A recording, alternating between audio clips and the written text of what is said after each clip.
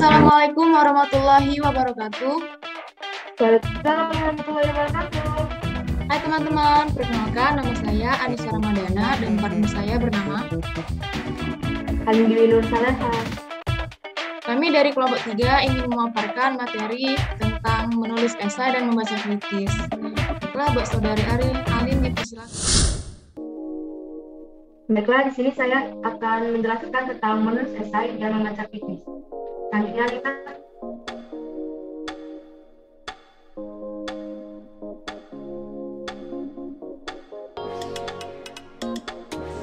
Baiklah, di sini ada 6 subbab yang akan kita bahas mengenai menulis esai. Yang pertama adalah definisi dan manfaat menulis esai. Yang kedua, tujuan dan struktur esai. Yang ketiga, tipe esai. Yang keempat, syarat dan tips menulis esai. Yang kelima, kerangka esai. Dan yang keenam adalah contoh esai. Selanjutnya,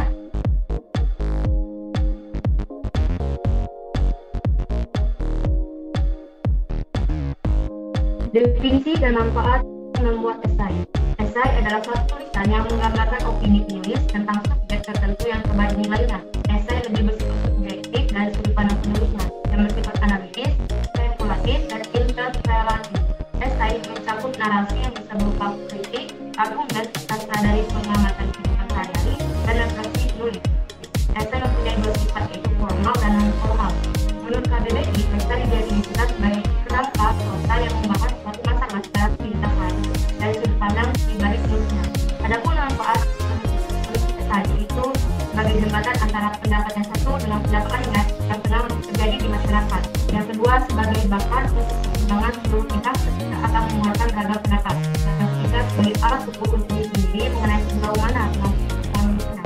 Yang keempat, berbagi sekaligus untuk membuka pengalaman, ide, dan juga opini kepada orang lain. Yang keenam, mengembangkan berbagai gagasan baru yang berasal dari sudut pandang berbeda.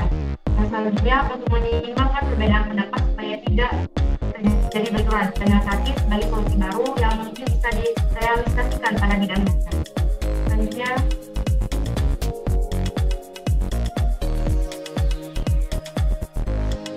adapun tujuan esai.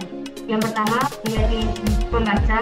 Yang kedua, menerima pendapat penulis. Yang ketiga, memberikan informasi mengenai topik yang dibicarakan. Dan struktur esai yang pertama ada pendahuluan yang berisi latar belakang materi yang akan dibahas dan pengantar materi yang akan dimulai oleh penulis. Adapun yang kedua, tubuh esai yang berisi data dan informasi seputar subjek atau topik yang akan dibahas oleh penulis.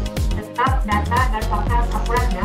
Yang terakhir adalah berisi konklusi atau kesimpulan. Pada bagian penutup membahas kembali ide pokok, penjelasan tubuh esai, dan dapat juga ditambah beberapa hasil observasi yang diangkat sebelumnya. Selanjutnya,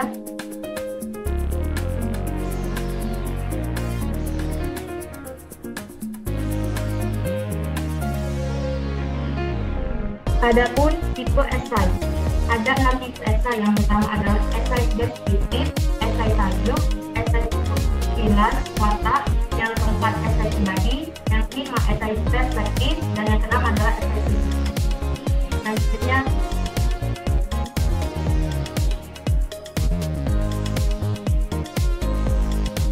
adapun syarat menulis esai. Yang pertama, naskah esai harus asli, bukan terjemahan, saduran atau mengambil karya yang sudah ada.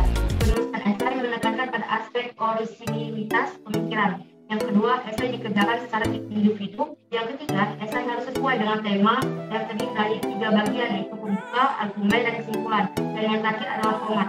Adapun tips menulis esai. Yang pertama, harus menguasai materi. Yang kedua, siapkan poin-poin penting. Yang ketiga, patuhi terhadap panduan ini sesuai ejaan yang disempurnakan atau EYT. Yang keempat, hindari penulisan singkat atau yang sulit dimengerti oleh orang. Yang kelima, setelah menulis esai, buat pembuka atau pengantar esai. Dan yang terakhir, setelah selesai, baru buat penutup dan kesimpulan esai. Selanjutnya adalah kerangka esai. Kerangka esai yang pertama, bacalah panduan dengan teliti. Yang kedua, kembangkan topik. Yang ketiga, ketahui tujuan Anda.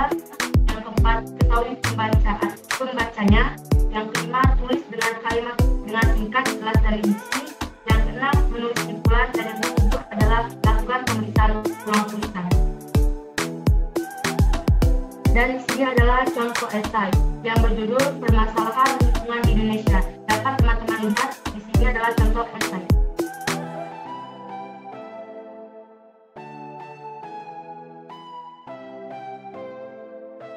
Baiklah, materi selanjutnya akan dibacakan oleh saya sendiri. Membaca kritis. Membaca kritis dibagi menjadi 6 step. Yang pertama, tujuan membaca kritis. Yang kedua, kemampuan berpikir dan bersikap kritis dan kegiatan dalam membaca kritis. Tiga komponen keterampilan membaca dan fungsi membaca kritis. Yang keempat adalah teknis membaca kritis. Yang kelima adalah cara membaca kritis. Yang keenam adalah tahapan membaca kritis.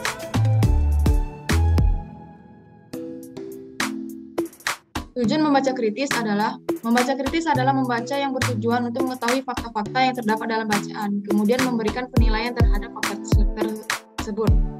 Selain itu, membaca kritis juga mempunyai tujuan lain. Yang pertama adalah tujuan fungsional, yang kedua adalah tujuan pengembangan, yang ketiga adalah tujuan budaya dan kognitif, yang keempat adalah tujuan hiburan, dan yang terakhir adalah tujuan yang realistis. Yang selanjutnya adalah kemampuan berpikir dan bersikap kritis. Yang pertama adalah menginterpretasi secara kritis, menganalisis secara kritis, mengorganisasi secara kritis, menilai secara kritis, dan menerapkan konsep secara kritis. Kegiatan dalam membaca kritis yang pertama adalah membaca dengan berpikir, yang kedua membaca dengan menganalisis, dan yang terakhir membaca dengan penilaian. 3 komponen keterampilan membaca. Yang pertama adalah pengenalan terhadap aksara serta tanda-tanda baca. Yang kedua adalah koleksi aksara beserta tanda-tanda baca dengan unsur linguistik yang formal. Yang ketiga adalah hubungan lebih lanjut dari A dan B dengan makna atau meaning.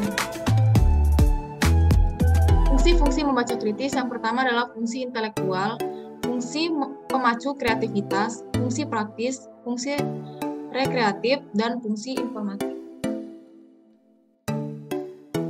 Selanjutnya adalah teknik membaca kritis. Yang pertama, esai, kedua, biografi atau autografi, yang ketiga adalah drama, keempat, laporan-laporan, dan yang kelima adalah peristiwa-peristiwa dalam koran, majalah, propaganda, dan lain-lain. Cara membaca kritis yang pertama adalah mengerti isi bacaan, mengenali fakta dan interpretasi apa saja yang dibaca. Dengan kata lain, mengerti ide pokok, mengetahui fakta penting, dan membuat kesimpulan. Yang kedua adalah menguji sumber penulis, mencari tahu kebenarannya, misalnya mengetahui di bidang apa penulis itu berkompeten. Yang ketiga adalah interaksi antara penulis dengan pembaca. Pembaca tidak hanya mengetahui maksud penulis, tetapi juga membandingkan dengan pengetahuan yang dimilikinya dari penulis lainnya. Yang keempat adalah terbuka terhadap gagasan penulis.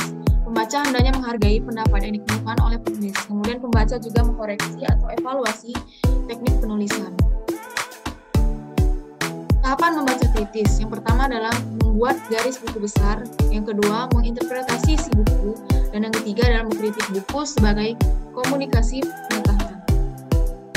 Mungkin cukup sekian materi yang dapat kami paparkan. Saya Anissa Ramadana dan partner saya Alindulina Salihah. Kami pamit undur diri. Kami akhiri. Wassalamualaikum warahmatullahi wabarakatuh. Bye-bye.